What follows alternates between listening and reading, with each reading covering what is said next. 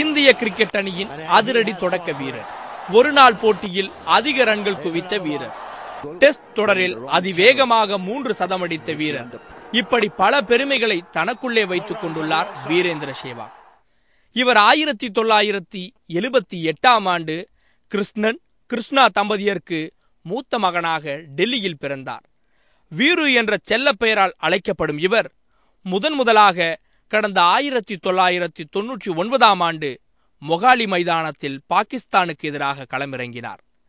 அதேபோல் டெஸ்ட் தொடரில் 2001ஆம் ஆண்டு இந்தியா சார்பாக களமிறங்கிய அவர் பல சாதனைகளை தன்வசம் வைத்துள்ளார்.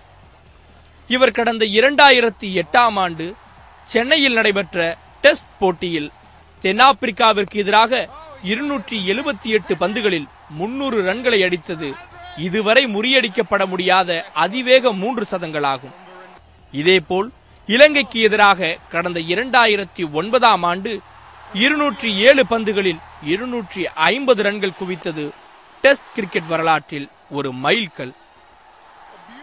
இது ஒரு புறம் இருக்க, 2010ஆம் ஆண்டு மேற்கு இந்திய தீவுகள் அணிக்கு எதிராக இந்தூரில் நடைபெற்ற ஒருநாள் போட்டியில் 149 பந்துகளில் 219 ரன்கள் குவித்து உலக கிரிக்கெட் வரலாற்றில் ஒருநாள் போட்டிகளில் அதிக ரன்கள் குவித்த வீரர் என்ற சாதனையை நிகழ்த்தியுள்ளார். இது போன்று பல உலக சாதனைகளை படைத்து கிரிக்கெட் ரசிகர்களின் மனதில் நீங்கா இடம் பிடித்துள்ளார். இவரை பாராட்டும் வகையில் மத்திய அரசு இவருக்கு அர்ஜுனா விருதையும் பத்மஸ்ரீ விருதையும் வழங்கி கௌரவப்படுத்தியது.